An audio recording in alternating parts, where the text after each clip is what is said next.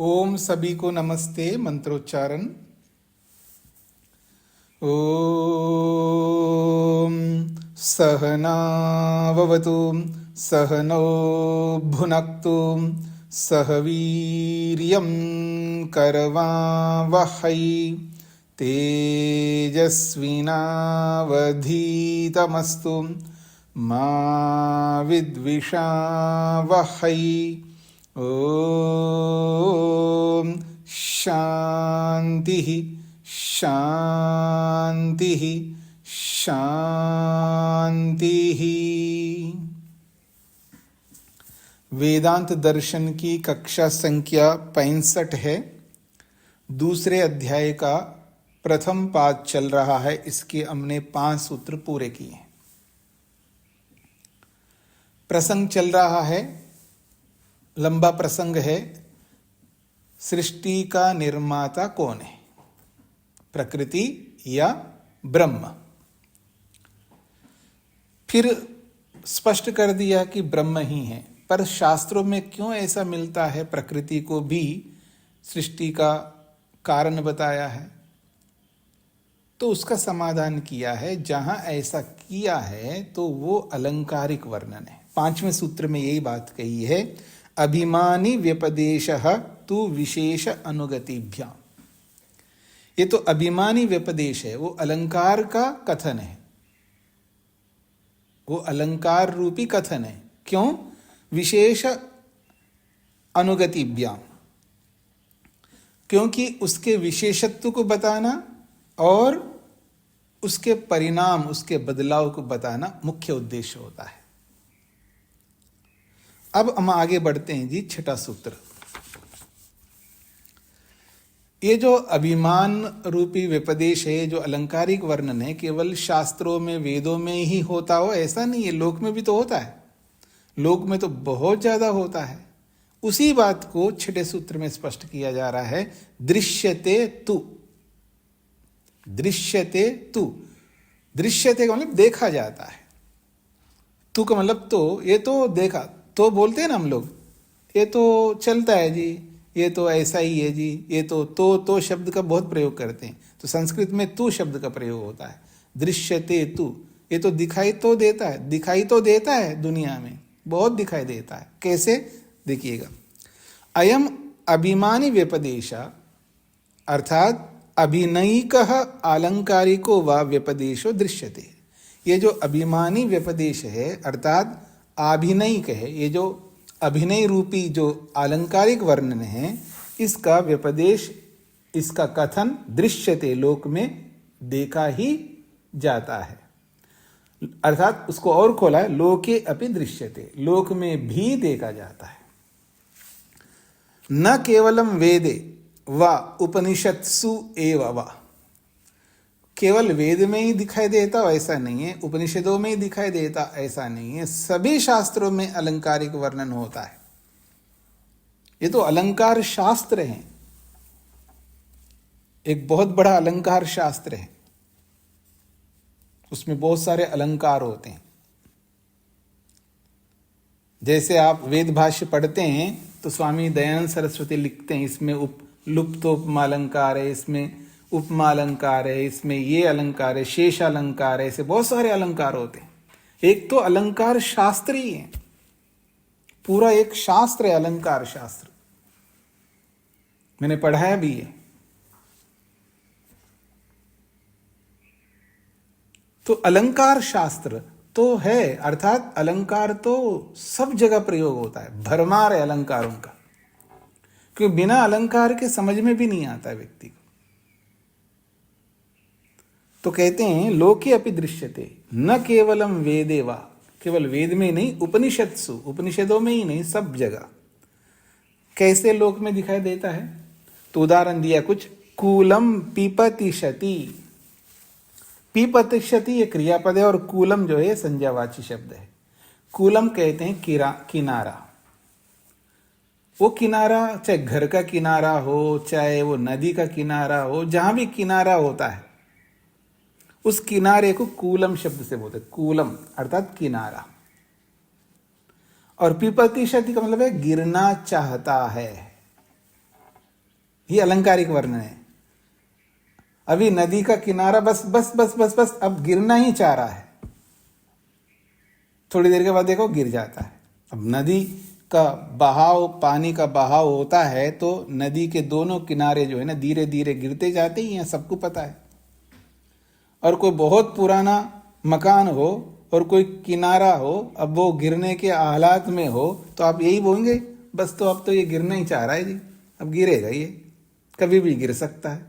तो इसको संस्कृत में कहेंगे कूलम पिपतिशति, मतलब किनारे को चेतन के समान व्यवहार कर रहे हैं हम लोग। फिर कहा ग्राम आजिगमिष्यति, ग्राम आजिगमिष्यति। आप सभी ने यात्रा किया होगा, करते ही ये लोग यात्रा तो करते ही है, कौन यात्रा नहीं करता, आजकल सभी करते हैं।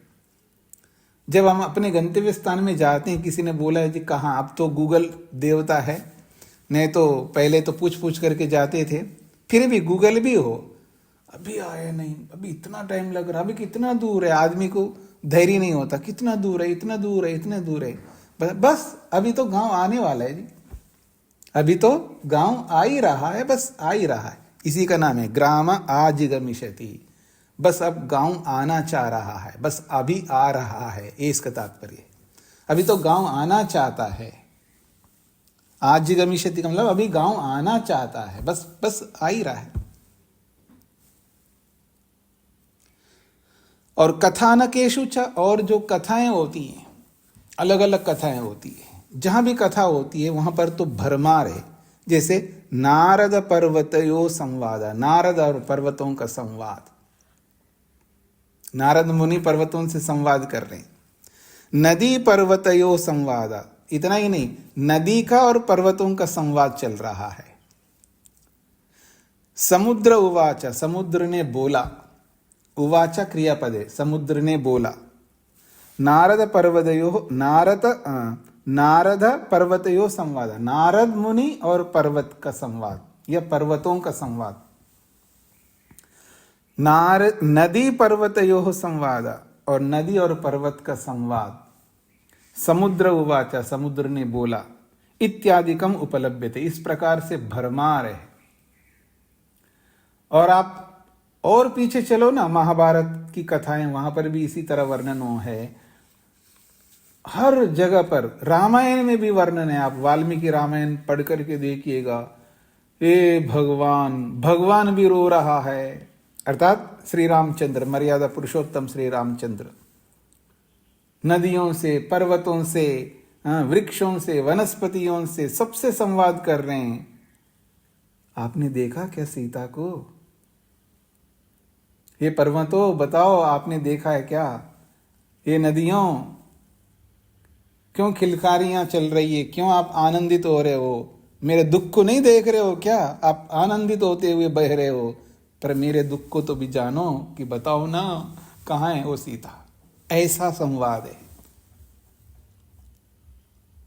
तो ये संवाद तो चलते ही रहते हैं।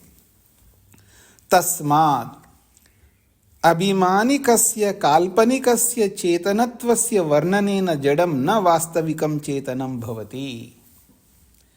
तस्मात्, इसलिए, आभिमानिकस्य अर्थात काल्पनिकस्य, ये तो कल्पना ही तो है, इस काल्पनिक चेतनत्वस्य वर्णनेन, इस काल्पनिक चेतनत्व का वर्णन है, इस चेतनत्व के वर्णन से जडम न वास्तविकम चेतनम भवति, इस काल्पनिक जड़ वस्तु को चेतन बताने मात्र से वो जड़ वास्तव में चेतन नहीं बनता।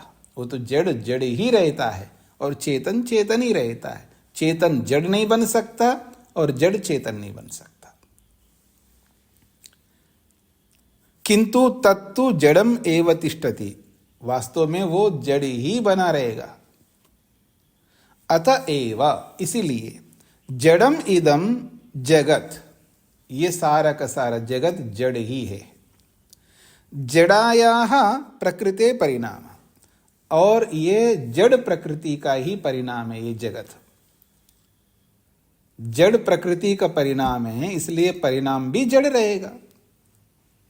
जब कारण जड़ है तो कार्य भी जड़ रहेगा, ये कहना चाह रहे।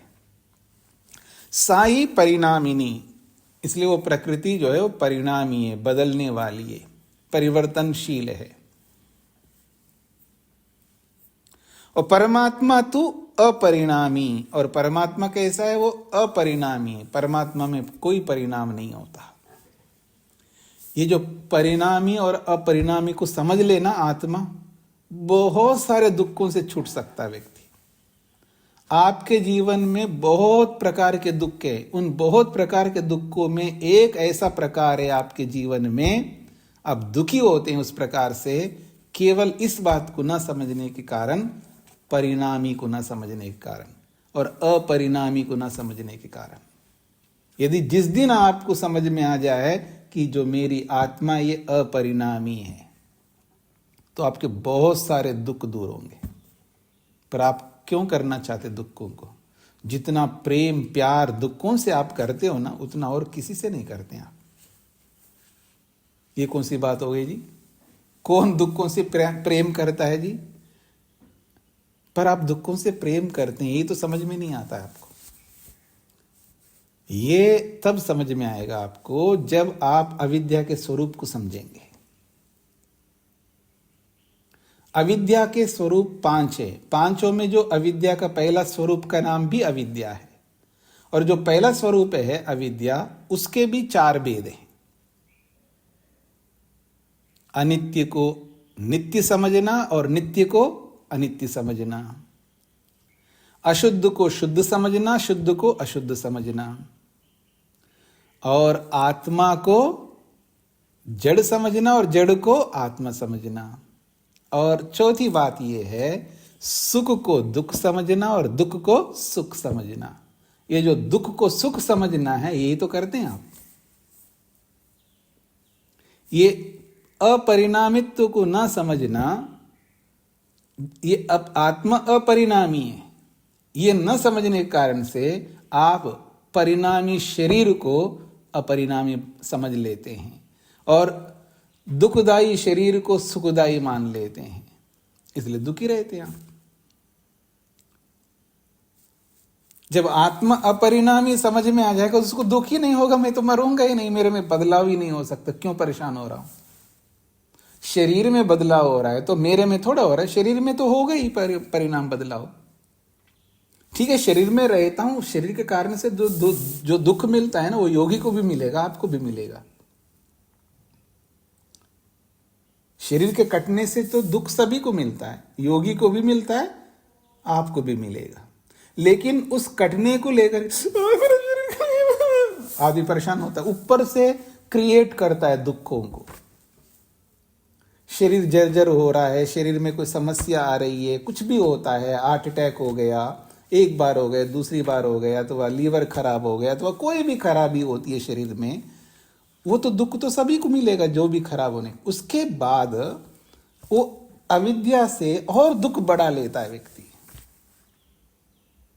और चिंता में ग्रस्त होता है, परेशान होता है, चिंताओं से, टेंशनों से, अवसादों से, तनावों से परेशान होता है। न केवल शरीर के बारे में, पैसे को लेकर के, पता नहीं किस किस को लेकर के दुखी होता रहता है। आपको इस समझ में नहीं आता है कि वो आया तो जाएगा, वृद्धि होए तो घटोत्तरी घटना भी होगा, वृद्धि है तो घटना भी है, घटना है तो वृद्धि भी है, ये तो संसार का नियम है। पर आपको क्या कौन समझाए? शब्दों से तो बखूबी समझते हैं आप, लेकिन व्यवहार से बिल्कुल नहीं समझते। जब मैं कहता हूं तो ये बिल्कुल, ये तो गलत करते हो, ये अच्छा नहीं, आप समझ में आ रहा है? हाँ समझ में आ रहे हैं, बात तो सही है, गलत है, लेकिन करूंगा गलत। पंच की बात सिर माथे, लेकिन परनाला तो वहीं गिरेगा। ठीक है ना? तो आगे बढ़ता हूं जी। तो साही परिणामी नहीं, वो तो प्रकृति तो परिणामी है, परमात्मा तो अपरिणामी, परमात्मा तो अपरिणामी है, जैसे जीवात्मा भी अपरिणामी है। तस्य अखंडत्वाद एकरसत्वाद अनंतत्वाद च, परमात्मा अपरिणामी क्यों है? क्योंकि वो अखंड है। बहुत बड़ा हेतु दिया, वो अखंड है। जो अखंड होता है वो परिणामी नहीं होता है, और जीवात्मा भी अखंड है, इसलिए वो परिणामी नहीं है। फिर कहा एक रसत्वात्, और वो एक रस, एक जैसा रहता है परमात्मा। एक रस का मतलब एक जैसा रहता है, देयर इज नो चेंजेस, कोई परिवर्तन नहीं होगा स्वभाव में भी। एक तो परिणाम बाहर का है और एक अंदर का भी होता है, अंदर भी कोई परिणाम नहीं उसके अंदर, अर्थात उसका जैसा स्वभाव वैसा रहेगा। एक रस है और जीवात्मा भी एक रस है, जीवात्मा भी एक रस है, जैसा है वैसा रहेगा। जब जीवात्मा के एक रसत्व को समझ लेगा ना, वो पति से, पत्नी से, वो पड़ोसी से, जिस किसी से भी उसको परेशानी नहीं होगी। अरे जैसा मैं हूं वैसा आप है, फिर परेशानी किस बात का है? पर आप कैसे समझते हैं? नहीं ये गलत है, ये अब यही सोचते ये गलत है, मैं सही हूं।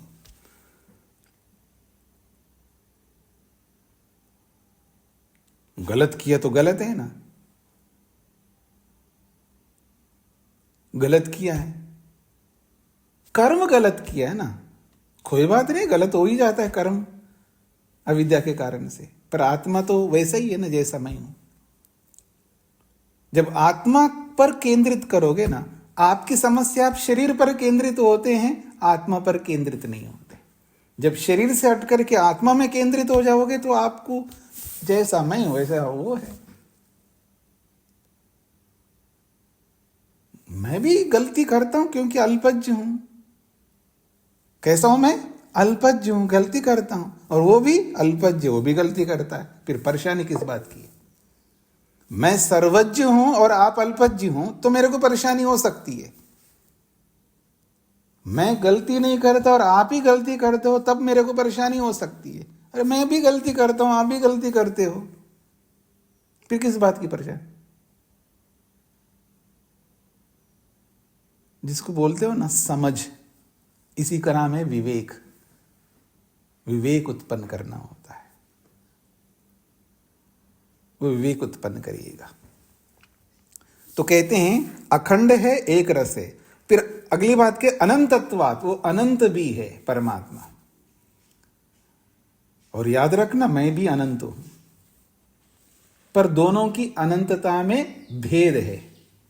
परमात्मा अनंत जो है वो हर प्रकार से अनंत है, काल की दृष्टि से भी अनंत है, देश की दृष्टि से भी अनंत है, ज्ञान की दृष्टि से भी अनंत है, किसी भी एंगल से देखो वो अनंत है। पर मैं ऐसा नहीं हूं, मैं मात्र काल की दृष्टि से अनंत हूं, ज्ञान की दृष्टि से नहीं और स्थान की दृष्टि से नहीं, मैं काल की दृष्टि से अनंत हूं। तस्मात् स तु जगतो निमित्त कारणम, वो तो जगत का निमित्त कारण है, वो ब्रह्म। प्रकृतिस्तु उपादान कारणम, और प्रकृति उपादान कारण है। इति सुतराम सिद्धम, ये सरलता से ये बात सिद्ध होती है। अंजलि जी को क्या कहना है? नमस्ते स्वामी जी, ये पूछा था कि ये जो आपने एक रस बोला है इसका मतलब कि अवयव नहीं है, इसको बोला आपने। एक रस का मतलब है, देखिए मेरे ज्ञान में परिवर्तन होता रहता है, ये नैमित्तिक ज्ञान है। जो मेरे ज्ञान में ऊंचा नीचा होता है, मेरे नॉलेज घटता भी है बढ़ता भी है। जब सात्विकता रहती है तब बड़ा अच्छा ज्ञान रहता है। जब तमोगुण गुणी बनता हूं या रजोगुणी बनता हूं तो मेरे ज्ञान में परिवर्तन होता है। तो ये आप सभी समझ सकते हैं, सभी अनुभव करते हैं। जब आपके दिमाग में आता है ना कि किसी को कुछ देने के लिए, गरीब आदमी इसको कुछ देना चाहिए, क्योंकि सात्विकता है तो बहुत कुछ देने की इच्छा होती है, और थोड़ी देर के बाद या किसी कारण से राजसिकता आ जाए ना, आप लड़ाई करके आए हो पति से, पत्नी से, या जिस किसी से भी, फिर आपके मन में वो जो भाव है ना वो सब निकल जाएगा, है कौन देगा इसको, अच्छा चलो दे देंगे थोड़ा बहुत, कभी एकदम आपके ज्ञान में बदलाव हो जाएगा। तो ये जो ज्ञान बदलता है हमारा, ये नैमित्तिक ज्ञान है। स्वाभाविक ज्ञान तो सेम है। आत्मा का जो स्वाभाविक गुण है मेरे में, वही सारे आपके अंदर है। इसी को कहा मैंने एक रस है। हाँ जी अंजलि जी। और स्वामी जी मुझे पूरी तरह नहीं समझ आया, मतलब मैं ये तो अवयव नहीं लूं कि ऐसा नहीं होता। एक रस मतलब कि क्या क्या बोलेंगे उसको, अगर देखिए, दो शब्दों अव अवयव अवयव नहीं है तो अखंड है। अखंडत्वाद का अर्थ होता है वो उसमें खंड नहीं है, अवयव नहीं है, पार्ट्स नहीं है, इसलिए वो एक ही वस्तु है, अखंड है, मात्र एक चीज जिसके अंदर अवयव नहीं है, अखंडत्वाद में आ जाएगा। फिर एक रसत्वाद का मतलब है मेरे जो स्वभाव है, मेरे जो गुण हैं वो as it is same to same रहेंगे, उसमें कोई परिवर्तन नहीं होंगे। यह है एक रसत्वाद का मतलब। धन्यवाद जी, अब समझा। हाँ जी, वर्मा जी को क्या कहना है? नमस्ते स्वामी जी। जी, अभिमानिकस माने पूछना था स्वामी जी, अभिमानिकस। आप क्यों पीछे की आवृत्ति नहीं करते हैं? कल के सूत्र को नहीं आपने पढ़ा है? अभिमानी व्यपदेशस्तु विशेष अनुगतिभ्य, इसको पढ़ा है तो इसकी आवृत्ति भी किया है आपने। कल के पाठ की आवृत्ति आपने की है। स्वामी जी कल जरा दूसरे कामों में व्यस्त थे, अपने हाँ, समाज के काम को। ठीक बात है, यही तो बात होती है ना। तो आवृत्ति जब नहीं करते हैं तो भूल जाता है व्यक्ति। तो कल के पाठ में स्पष्ट किया है अलंकारिक। आभिमानिक का मतलब है अलंकारिक, उसी को खोला है ना। आभिमानिक काल्पनिकस्य, वो काल्पनिक है, अलंकार कल्पना ही तो होती है। तो अलंकारिक कहो या आभिमानिक कहो या काल्पनिक कहो, ये एक ही बात है। जी स्वामी जी, धन्यवाद स्वामी जी। सुधा जी को क्या कहना है? ओम स्वामी जी। स्वामी जी तस्याखंडस्य तस्याखंडत्वाद में ये जो खा है उसको पूरा कर लिया जाए। हाँ जी, हाँ जी, वो मिसप्रिंट है। जी धन्यवाद स्वामी जी। हाँ जी, आगे बढ़ता हूं जी। सूत्र का अर्थ, न केवल वेदादि शास्त्रों में, न केवल वेदादि शास्त्रों में,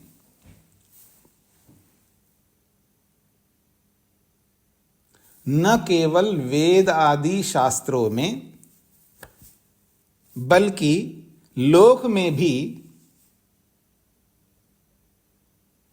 न केवल वेदादि शास्त्रों में बल्कि लोक में भी, न केवल वेदादि शास्त्रों में बल्कि लोक में भी जड़ वस्तुओं के विषय में, जड़ वस्तुओं के विषय में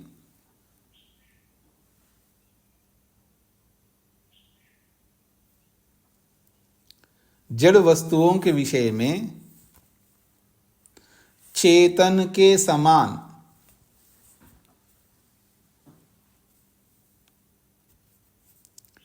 जड़ वस्तुओं के विषय में चेतन के समान आलंकारिक वर्णन देखा जाता है। जड़ वस्तुओं के विषय में चेतन के समान आलंकारिक वर्णन देखा जाता है।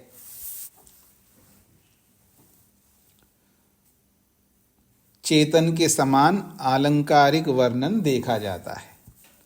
न केवल वेदादि शास्त्रों में बल्कि लोक में भी जड़ वस्तुओं के विषय में चेतन के समान आलंकारिक वर्णन देखा जाता है। आगे बढ़ता हूं जी। एक भूमिका रख रहे हैं अगले सूत्र के लिए, और इस भूमिका को ध्यान से समझने का प्रयत्न करिएगा। क्या कहना चाहते हैं प्रश्नकर्ता, ताकि उत्तर आपको आसानी से समझ में आ जाए।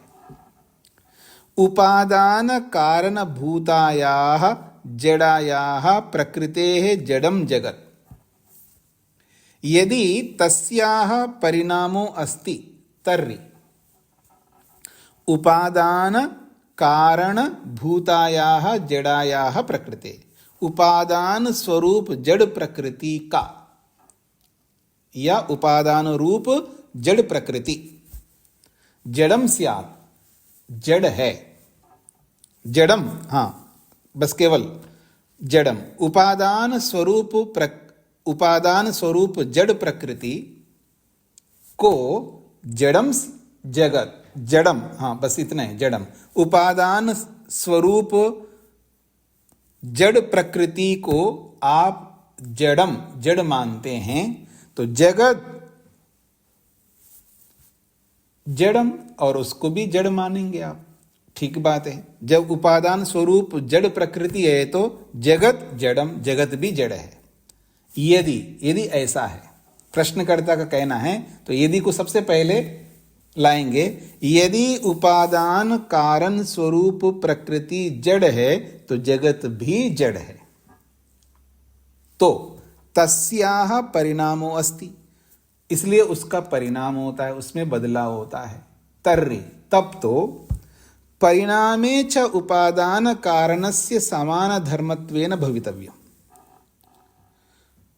तो जब जड़ प्रकृति है, जगत भी जड़ है, तो जगत भी जड़ है, प्रकृति भी जड़ है, तो जगत में परिणाम होता है। तो तर्हि परिणामे च उपादान कारणस्य, उस परिणाम में अर्थात उस परिणाम रूपी जगत में परिणाम होता है, तो ऐसे ही उपादान कारणस्य, उपादान कारण को भी समान धर्मत्वेन भवितव्यम, उपादान कारण में भी वही धर्म होना चाहिए। प्रकृति जड़ है तो जगत भी जड़ है, तो जगत में परिणाम होता है तो प्रकृति के अंदर भी परिणाम होना चाहिए। ये इसका तात्पर्य है। ये कहने की शैली है। इन दो पंक्तियों को समझ लीजिएगा। उपादान स्वरूप जड़ प्रकृति है तो जगत भी जड़ है। यदि ऐसा है तो तस्याः परिणामः, उस प्रकृति का परिणाम है। कौन? जगत। तस्याः परिणाम अस्ति, उस प्रकृति का परिणाम है। कौन? जगत। तर्हि, तब परिणामे च उपादान कारणस्य समान धर्मत्वेन भवितव्यम। तो उपादान कारणस्य, उपादान कारण को भी उस परिणाम के अनुरूप उसके अंदर भी वैसा ही समान धर्म भवितव्यम होना चाहिए, अर्थात कारण में भी परिणाम होना चाहिए। ये प्रश्नकर्ता का प्रश्न है। यदि युक्ति प्रबला चेत मन्यते, ये युक्ति आप प्रबल मानते हैं, क्योंकि जड़ प्रकृति है तो जगत भी जड़ होना चाहिए। ये प्रबल युक्ति है। अगर इस प्रबल युक्ति को मानते हो तदातु, तदातु तब तो असद वा इदम अग्रे आसीत ततो वै सद अजायता। तो एक उपनिषद का वचन है, असद वा इदम अग्रे आसीत। अग्रे सृष्टि के बनने से पहले असद था, अर्थात अभाव था।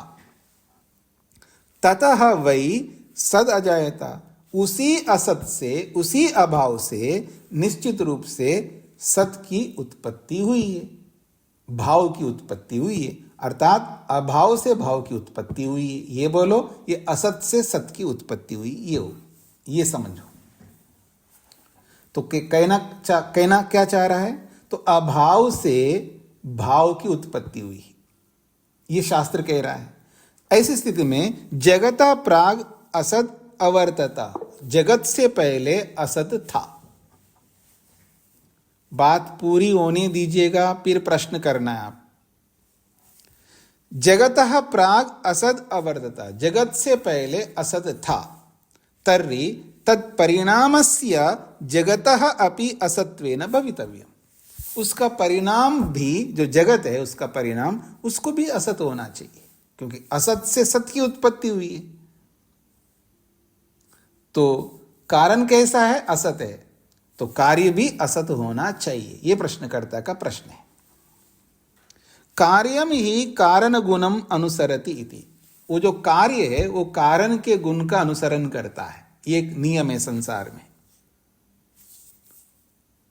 जब कार्य कारण गुण के अनुसार, क्योंकि कार्य में जो भी गुण होते हैं वो कार्य में आए हुए गुण कारण के अनुसार ही होते हैं, कारण गुण पूर्वक ही कार्य होते हैं। तो जैसे कार्य में गुण हैं वो कारण में होते हैं, तो जैसे कारण में गुण है वैसे कार्य में होना चाहिए। यतः, इसीलिए तस्मात् न प्रकृति जगता कारणम, इसलिए प्रकृति जगत का कारण नहीं हो सकती, क्योंकि प्रकृति तो सदरूप में दिखाई दे रहा है, प्रकृति तो सदरूप में, और जगत तो सदरूप में दिखाई दे रहा है, लेकिन प्रकृति तो असत है। जैसा वो असत है, मतलब असत से सत की उत्पत्ति हुई है ना, तो ये जो जगत है प्रकृति का नहीं हो सकता। प्रकृति जगत का उपादान कारण नहीं हो सकता। क्यों? क्योंकि आपने कहा असत से सत की उत्पत्ति हुई है। अगर असत से सत की उत्पत्ति हुई है तो ये तो सत है, दिखाई देता है, और प्रकृति कैसा है? वो असत है, अभाव है। अगर प्रकृति से ही जगत उत्पन्न हुआ तो जगत को भी असत होना चाहिए, जगत भी नहीं दिखना चाहिए। यह प्रश्नकर्ता का प्रश्न है। प्रश्न सबको समझ में आया? अब पूछेंगे जिसको समझ में नहीं आया। प्रश्न समझना जरूरी है। गायत्री जी को क्या कहना है? नमस्ते स्वामी जी। जी स्वामी जी, ये प्रकृति और जगत अलग अलग है? हाँ जी, प्रकृति और जगत अलग अलग है ना। प्रकृति का मतलब है कारण और जगत का मतलब है कार्य। तो कार्य से हमेशा कारण अलग होता है। आटा और रोटी एक ही थोड़ा होता है। आटा अलग होता है और रोटी अलग होती है। समझ में आ गया आपको? हाँ जी। जी, तो प्रश्न आपको समझ में आ गए तो मैं उत्तर की ओर बढ़ता हूं जी। अगला उत्तर है अत्र उच्यते, इसका समाधान किया जा रहा है। असद इति चेत न प्रतिषेध मात्रत्वात्। असद इति चेत न प्रतिषेध मात्रत्वात्। यदि आप असत कहते हो तो नहीं कह सकते। अगर असत कहोगे तो सबका खंडन हो जाएगा, सबका प्रतिषेध हो जाएगा, फिर तो कुछ रहेगा नहीं। ये कहना चाहते। उत्तर आपको भाष्य से समझ में आ जाएगा व्यापक रूप से। तो असद इति चेत न प्रतिषेध मात्रत्वात्। प्राग उत्पत्ते असद आसीत इति कथनेन। प्राग उत्पत्तेः असद इति कथनेन। प्राग का मतलब है पहले। प्राग शब्द का अर्थ है पहले। पहले कब? सृष्टि से पहले, जगत से पहले। प्राग उत्पत्ति, उत्पत्ति से पहले, उत्पत्ति से पहले असद आसीत, असद था, अभाव था। इति कथनेन, ऐसा कथन करने से, प्रकृतेः प्रतिषेधो यदि उच्येत, इस कथन को करके आप प्रकृति का ही खंडन कर रहे हो। अर्थात प्रकृति जगत का कारण नहीं है, ऐसा आप जो कहना चाह रहे हो, इसका क्या मतलब हुआ? इसका मतलब ये हुआ है कि प्रकृति का आप खंडन कर रहे हो, प्रकृति का प्रतिषेध कर रहे हो। प्रतिषेध का मतलब खंडन, निषेध। उत्पत्ति से पहले असद था, उत्पत्ति से पहले अभाव था, ऐसा जो आप कथन कर रहे हो, इस कथन से प्रकृतेः प्रतिषेधो, प्रकृति का प्रतिषेध हो रहा है, अर्थात प्रकृति का खंडन हो रहा है। यदि उच्चेता, ऐसा अगर आप कहते हो, तर्री न सम्यक, फिर ऐसा आपका कथन उचित नहीं है। क्यों?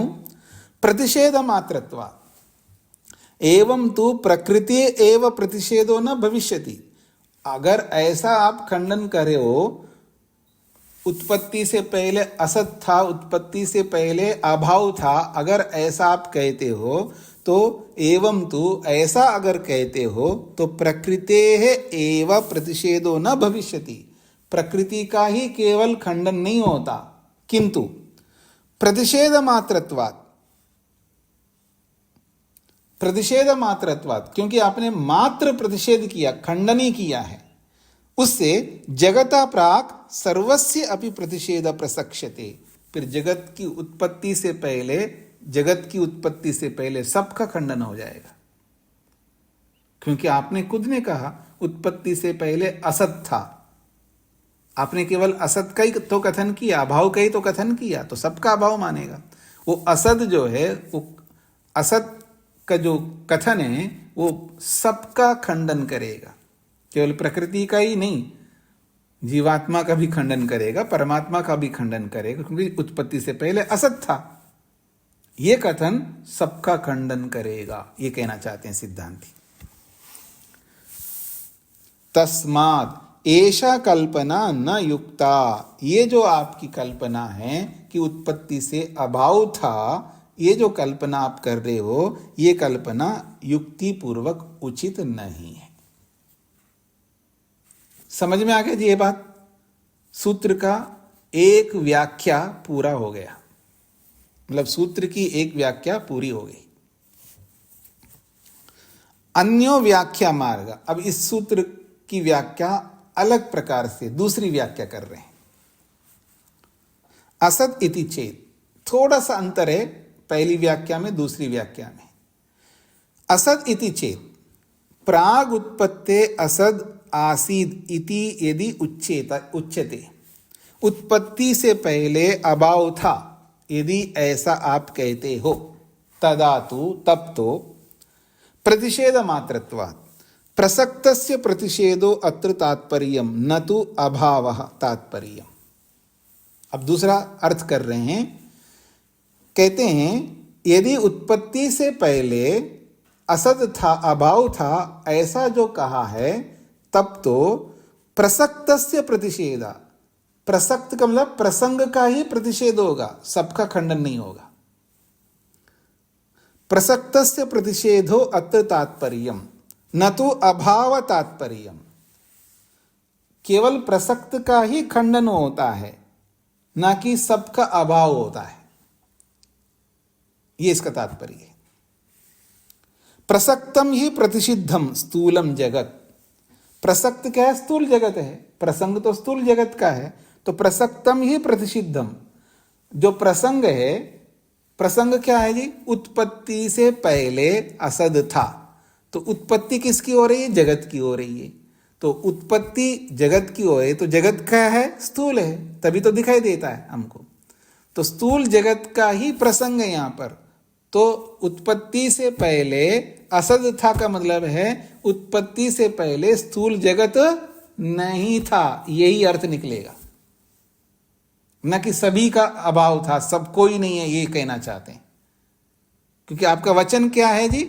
उत्पत्ति से पहले असद था, उत्पन्न होने से पहले अभाव था, तो अभाव किसका था? जगत का अभाव था, न कि और किसी का अभाव है। तस्यैव प्रतिषेध, उस जगत का ही खंडन होता है, न तो कारण पदार्थस्य अव्यक्तस्य प्रकृत्याख्यस्य, कारण पदार्थ जो अव्यक्त प्रकृति है उसका खंडन नहीं होगा, क्योंकि उसका प्रसंग ही नहीं है। प्रसंग किसका है जी? उत्पन्न होने वाले वस्तु का है प्रसंग। ये जो दिखाई दे रहा है संसार, ये जो दुनिया दिखाई दे रही है, जगत दिखाई दे रहा है, ये उत्पन्न होने से पहले नहीं था। तो क्या नहीं था? जगत नहीं था, प्रकृति तो थी, क्योंकि उसको लेकर के तो बोला ही नहीं जा रहा है। प्रसंग किसको लेकर बोला जा रहा है? जगत को लेकर के बोला जा रहा है। तो प्रसंग को देखना पड़ता है। आदमी अनेक बार भूल ये करता है, प्रसंग को देख करके अर्थ नहीं समझता है, वो बिना प्रसंग के किसी को किसी के साथ जोड़ता है। वो स्वामी दयानंद सरस्वती जी का वचन याद है आप लोगों को?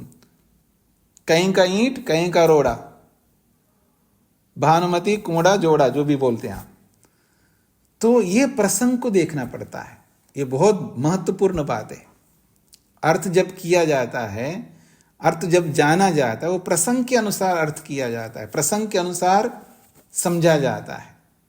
हम बिना प्रसंग के किसी को किसी के साथ जोड़ करके अपनी मर्जी से कुछ भी अर्थ कर लोगे तो नहीं चलेगा। तो यहां पर कहा है उत्पत्ति से पहले अभाव था का मतलब जगत का अभाव था, न कि किसी और वस्तु का अभाव।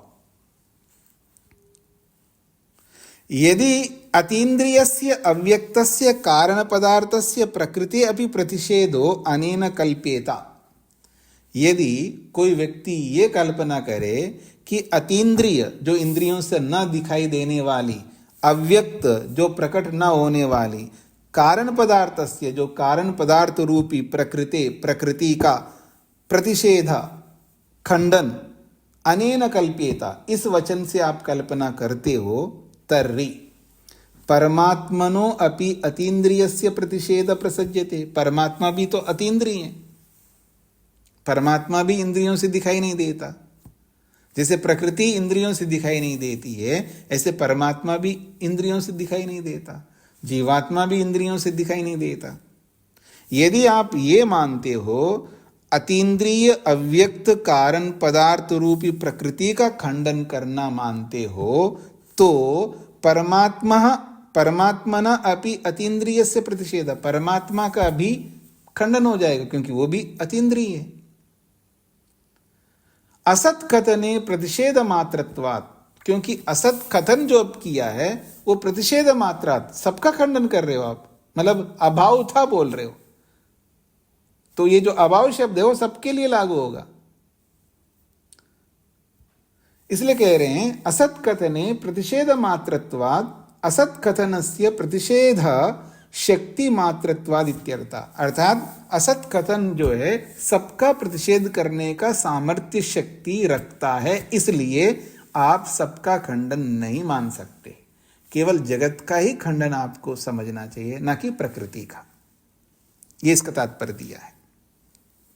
समझ में आ गई जी बात? अब मैं सूत्रार्थ बोल रहा हूं।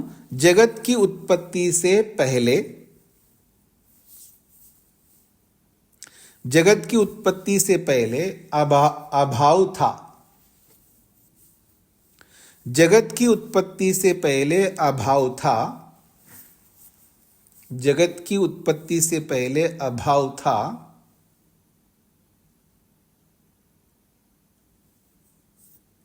जगत की उत्पत्ति से पहले अभाव था।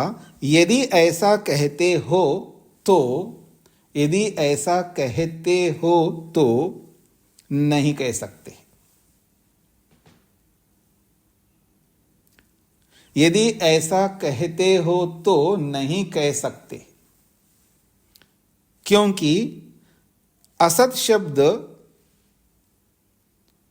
क्योंकि असत शब्द अभाव मात्र का वर्णन करता है। क्योंकि असत शब्द अभाव मात्र का वर्णन करता है। क्योंकि असत शब्द अभाव मात्र का वर्णन करता है, इससे ब्रह्म का भी अभाव हो जाएगा या होने लगेगा। इससे ब्रह्म का भी अभाव होने लगेगा। इससे ब्रह्म का भी अभाव होने लगेगा।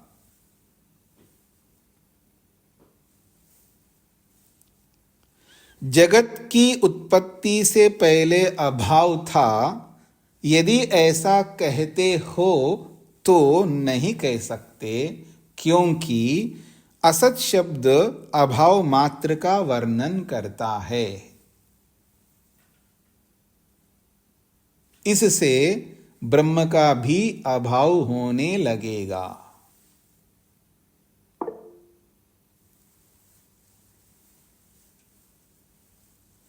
हाँ जी, अरुण जी को क्या कहना है? स्वामी जी नमस्ते जी। स्वामी जी, कुछ ऐसा लगता है कि जैसे अगर ये मान लिया जाए तो अनवस्था का दोष भी आएगा। अनवस्था का क्या अर्थ ले रहे हैं आप? अनवस्था का मतलब जो हमारे को जब दिखाई दे रहा है हम उसी को ही नहीं मान रहे, जो जगत भी दिखाई दे रहा है तो उसको भी हम नहीं मान रहे हैं, तो वो अनवस्था का दोष। अनवस्था का दोष उसको कहते हैं, व्यवस्था न बनना अनवस्था कहते हैं इसको। अनवस्था का मतलब है व्यवस्था का न बना रहना।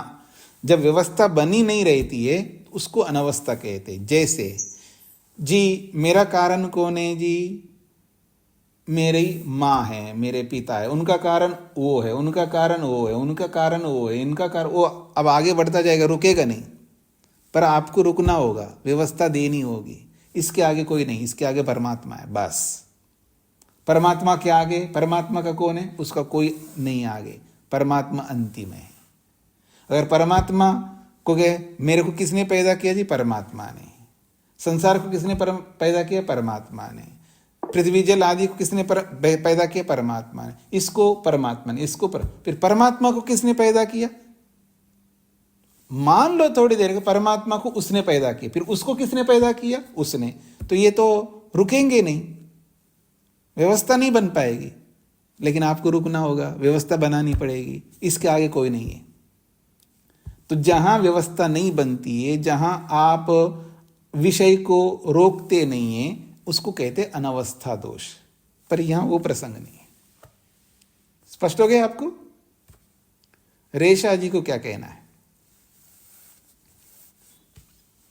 जी नमस्ते जी जी, मैं ये कह रही कि जैसे असद कहा है अंधेरे को, नहीं, असत का मतलब अंधेरा नहीं, असत का मतलब अभाव। अच्छा अभाव का मतलब है वस्तु का ना होना, जी उसको कहते अभाव। अब ये जो अभाव को समझने वाला होते हैं उसको असतवादी कहते हैं। असत का मतलब अभाव, तो अभाव को मानने वाले को असतवादी कहते हैं। असतवादी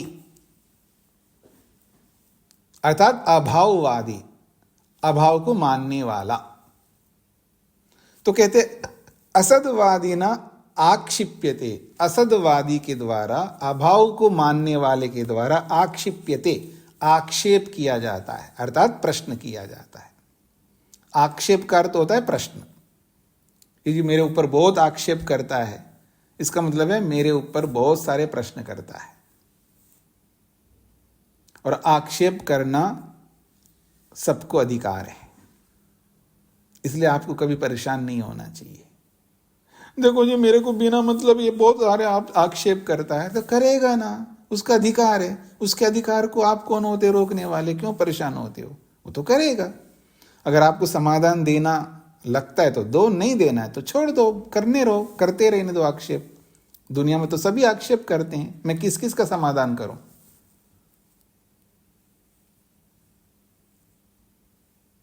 याद रखना, समाधान करना कोई सॉल्यूशन नहीं है।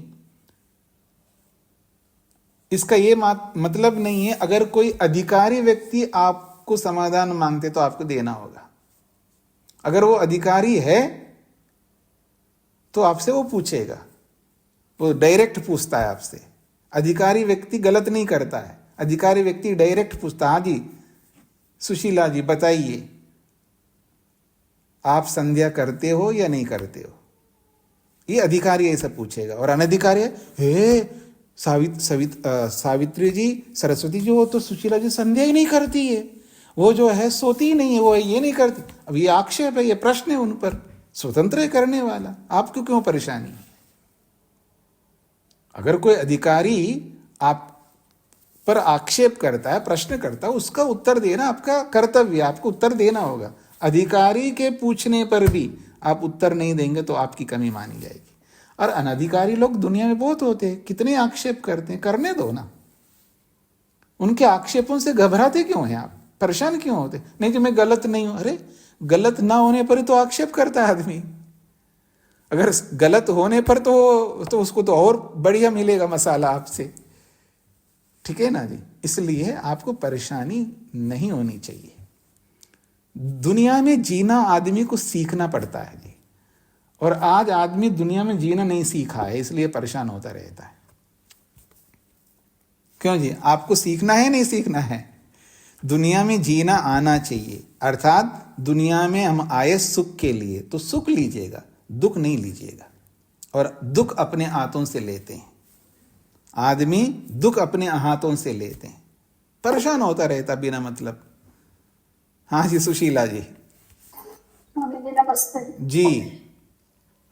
मतलब आधे मानसिक दुखों का तो कारण ये है कि उसने ये कह दिया, उसने वो कह दिया, मैं तो ठीक हूँ, वो गलत है, वो ऐसा कहता है, वो ऐसा आक्षेप लगाता है।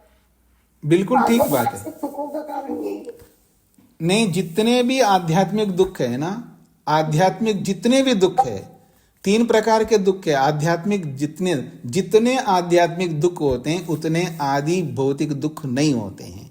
जितने आध्यात्मिक दुख होते हैं उतने आधि दैविक दुख नहीं होते।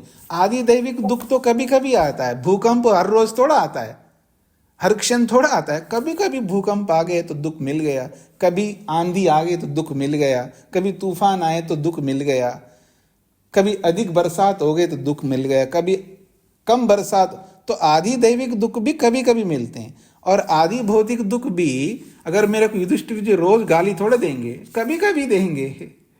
समझ रहे ना मेरे बात को? लेकिन विवेक होगा तो दुखी नहीं होगा। हाँ, आध्यात्मिक दुख सबसे ज्यादा होता है, और सारे आध्यात्मिक दुखों का जड़ स्वयं है। और वही टेंशन और वही हाँ, जो भी है, बीमारियों की जड़ है। जी जी जी जी। इसलिए जीना सीखना चाहिए आदमी को। जी, अगर जीना नहीं सीखा है तो वो आदमी नहीं है, धन्यवाद। वो तो पशु है। फिर भगवान ने उसको पशु के रूप में पैदा किया, वो सीखा नहीं, इसलिए मरते दम तक वो पशु रह करके मरेगा। इसलिए हमको क्या करना है? मनुर्भव, मनुष्य बनना है, अर्थात सीखना है। सीखे बिना मनुष्य नहीं बन सकता।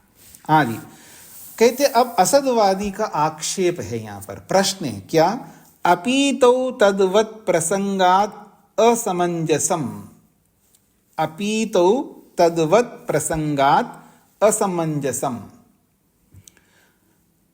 अपीतो, अपीति कहते हैं प्रलय को। अस्तु तर्हि असत् कथने जगत् सत्वस्य अभाव मात्रम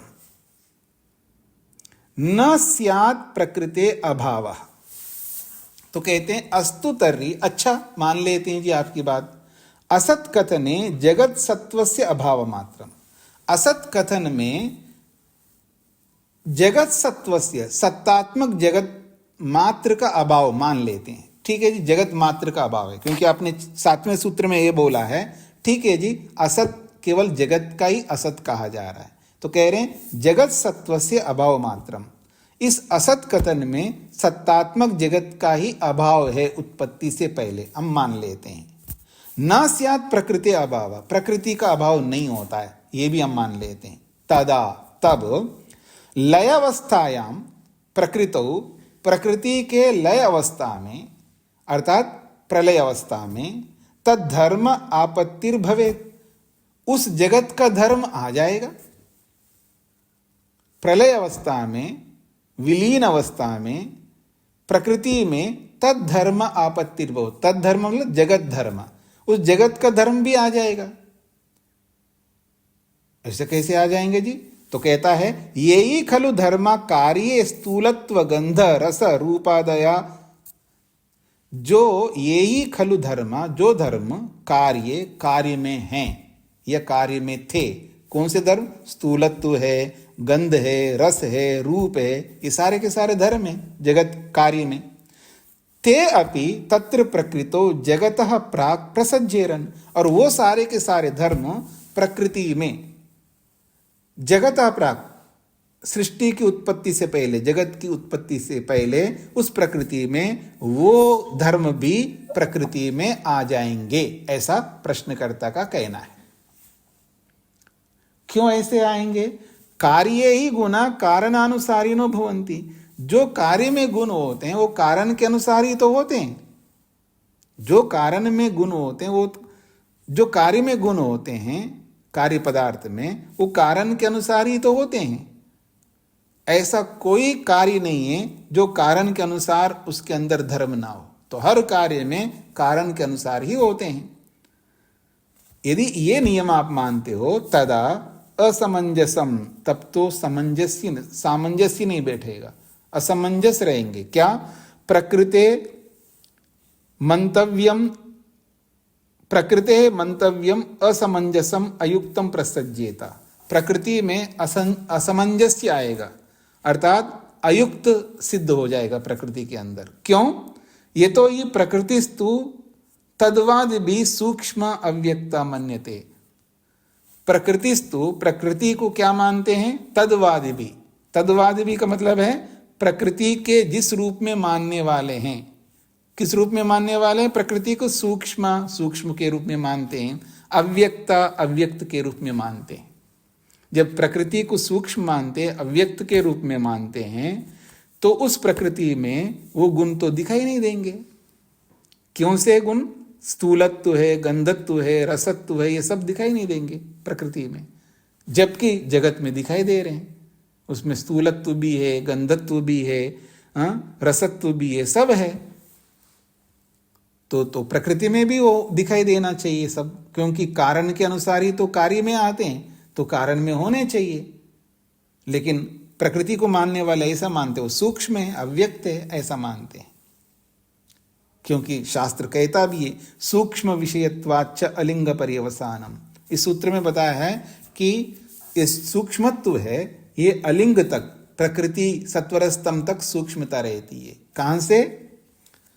पंचमहाभूतों से लेकर के प्रकृति पर्यंत सब सूक्ष्म तत्व हैं। सूक्ष्म्यात् तद अनुपलब्धि, और जो सूक्ष्म होता है उसकी उपलब्धि नहीं होती है, वो दिखाई नहीं देती है, उसका एहसास नहीं होता है। जो सूक्ष्म वस्तु होता है उसका अनुभव नहीं होता है, उसकी अनुपलब्धि होती है। ये प्रश्नकर्ता का कहना है। हाँ जी, आप में से जिनको समझ में नहीं आए वो पूछ सकते हैं। प्रश्नकर्ता का प्रश्न आपको समझ में आना जरूरी है, नहीं तो उत्तर समझ में नहीं आएगा। ये कहना चाह रहे हैं। अब मैं एक सार के रूप में प्रस्तुत कर रहा हूं। वो ये कहता है, सिद्धांत क्या आया है कि असत कथन से जगत मात्र का अभाव था। आपने जो बोला है वो हम मान लेते हैं, हो गया। तो अभाव मात्र जगत का था, प्रकृति का अभाव नहीं था, ये भी मान लेते हैं। लेकिन जो प्रकृति लय अवस्था में रहती है, अर्थात कारण अवस्था में रहती है, तब उस जगत के अंदर जो भी गुण धर्म हैं, वो गुण धर्म उस कारण में भी होने चाहिए। क्यों होना चाहिए? क्योंकि कारण के अनुरूप ही कार्य होते हैं, ये सिद्धांत है। जब ऐसा है तो उस कारण में स्थूलत्व भी होना चाहिए, रसत्व भी होना चाहिए, गंधत्व भी होना चाहिए। क्यों नहीं? क्योंकि स्थूलत्व नहीं है उसमें, क्योंकि प्रकृति को मानने वाले ये मानते वो सूक्ष्म है, और सूक्ष्म होने से दिखाई नहीं देता है।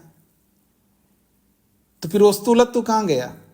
अगर उसमें स्थूलत्व नहीं है तो कार्य में भी स्थूलत्व नहीं होना चाहिए। वो गंधत्व, रसत्व, वो सब प्रकृति में नहीं है तो कार्य में भी नहीं होना चाहिए, क्योंकि कार्य में जो गुण होते हैं वो कारण के माध्यम से ही तो आते हैं। लेकिन उस कारण में क्यों नहीं है? ये प्रश्नकर्ता का प्रश्न है। अब समझ में आया जी प्रश्न सभी को? सूत्रार्थ लिखिएगा। प्रलय की स्थिति में, प्रलय की स्थिति में कार्य कारण में विलीन होने पर, प्रलय की स्थिति में,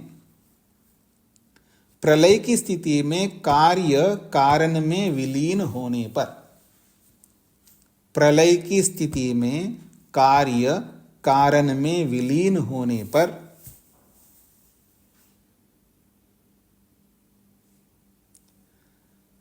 प्रलय की स्थिति में कार्य कारण में विलीन होने पर कार्य के समान गुणों वाला, कार्य के समान गुणों वाला, कार्य के समान गुणों वाला कारण के हो जाने की, कार्य के समान गुणों वाला कारण के हो जाने की,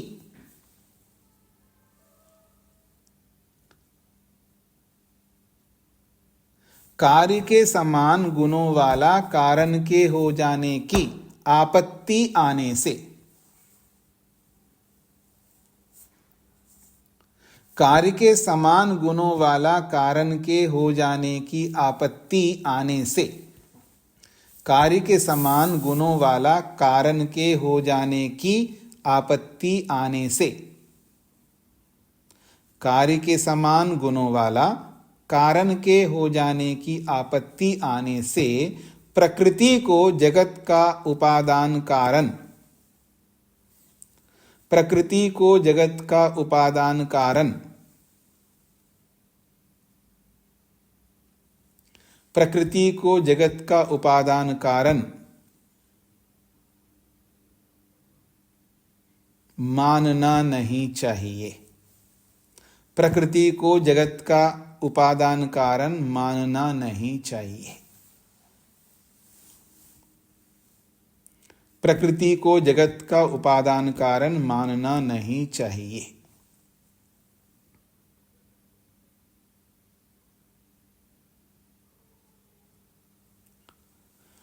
प्रलय की स्थिति में कार्य कारण में विलीन होने पर कार्य के समान गुणों वाला कारण के हो जाने की आपत्ति आने से प्रकृति को जगत का उपादान कारण नहीं मानना चाहिए।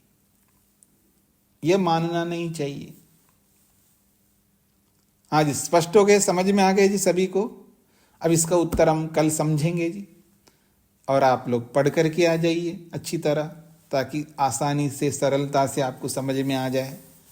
ओम शांति शांति शांति।